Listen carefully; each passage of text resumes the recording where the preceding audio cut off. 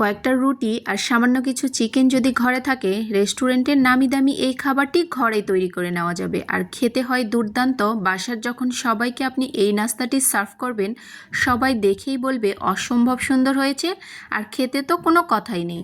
আর এই নাস্তাটি তৈরি করার জন্য আমি এখানে নিয়েছি 5-6টির মতো রুটি। আর এই রুটিগুলো হালকা কিছুটা সেঁকা রয়েছে, এগুলো আগের দিনে তৈরি করা রুটি। এখন আমি রুটিগুলোকে কেটে নেব। তো দেখেই বুঝতে পারছেন কিভাবে কেটে নিচ্ছি। এটা রেস্টুরেন্টের একটা নামি দামি খাবার আজকে আপনাদেরকে তৈরি করে দেখাবো, নাচোস। আর এটা খেতে দুর্দান্ত হয়। বাসায় তৈরি করে দেখবেন, বাইরের কেনার থেকেও কিন্তু বেশি মজাদার হয়। তো রুটিগুলো আমি কেটে নিয়েছি। তো দেখেই বুঝতে পারছেন আমি নাচোসের মতো করেই কেটে নিয়েছি। যেহেতু নাচোস চিপ বাংলাদেশে খুব একটা পাওয়া যায় না, আর থাকলেও দাম অনেক বেশি। রুটি দিয়েও এই নাস্তাটি খুবই সুন্দরভাবে তৈরি করা যায়, খেতেও বেশ মজা হয়। তো আমি প্রায় এই নাস্তাটি বাসায় তৈরি করি, খুবই মজা হয় খেতে। তো এখন এই রুটিগুলোকে আমি তেলের মধ্যে ভেজে নেব। তো দেখুন হালকা ব্রাউন কালার করে এগুলোকে ভেজে নিচ্ছি। আর এগুলো ভাজার পরে একদমই মুচমুচে হবে। তো এই রকম করে সবগুলো চিপসকেই আমি ভেজে নিয়েছি। এখন এদিকে আমি চিকেনটা রেডি করে নেব। তো হাফ কাপের মতো চিকেন নিয়েছি। এখানে প্রথমে একটু সামান্য লাল মরিচের গুঁড়ো, লবণ, সাথে দিয়েছি কালো গোলমরিচের গুঁড়ো, আদা রসুন বাটা। এরপর দিয়ে নিচ্ছি সয়া সস প্রায় 1 টেবিল চামচের মতো। আপনাদের হাতের কাছে যেই মশলাগুলো থাকবে সেগুলো এখানে ব্যবহার করতে পারবেন। তো চিকেনের সাথে সব মশলাগুলোকে মিলিয়ে নিয়েছি। এরপর সামান্য একটু লেবুর রস ব্যবহার করছি। এটা দেওয়ার চেষ্টা করবেন, হাতের কাছে না থাকলে না দিলেও হবে।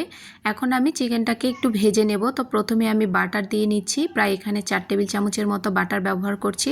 আপনারা চাইলে এখানে তেলও ব্যবহার করতে পারেন।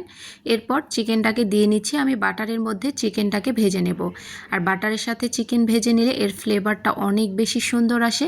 আপনারা চাইলে তেল দিয়েও করে নিতে পারেন, তবে সেটা খেতেও খুব একটা মন্দ হয় না।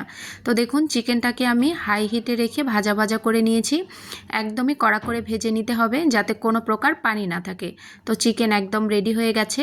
তো এখন আমি এই চিপসগুলো যে বানিয়ে ভেজে রেখেছিলাম, এগুলো এখন সাজিয়ে নিচ্ছি একটা প্লেটের মধ্যে। এগুলো আপনারা আপনাদের মতো করে সাজিয়ে নেবেন। তো আমি প্রথমেই চিপস দিয়ে নিচ্ছি বেশ কিছুটা। এরপর এর উপরে আমি যে চিকেনটা ভেজে নিয়েছি সেটা দিয়ে নিচ্ছি। এরপর এর উপরে দিয়ে নেব মেয়োনিজ। আমি এই মেয়োনিজটা ঘরেই তৈরি করে রেখে দিই। যখন কিছু খেতে ইচ্ছা করে আমি এই মেয়োনিজটা দিয়েই সার্ভ করি। আপনারা চাইলে বাইরের কেনা মেয়োনিজটাও ব্যবহার করতে পারেন। এরপর সামান্য একটু দিয়েছি টমেটো সস। এরপর আবারও কয়েকটা চিপস দিয়ে এটাকে সাজিয়ে নিয়েছি। আর এখানে চিকেনের পরিমাণটা একটু বেশি করে দেবেন, তাহলে দেখবেন যে খেতে অনেক বেশি ভালো লাগে। এরপর আবারও কিছুটা মেয়োনিজ দিয়ে নিচ্ছি। আর এই নাচোস খেতে অসম্ভব মজাদার হয়। বাসায় এভাবে তৈরি করে দেখবেন যে রেস্টুরেন্টের থেকেও অনেক বেশি মজা লাগছে।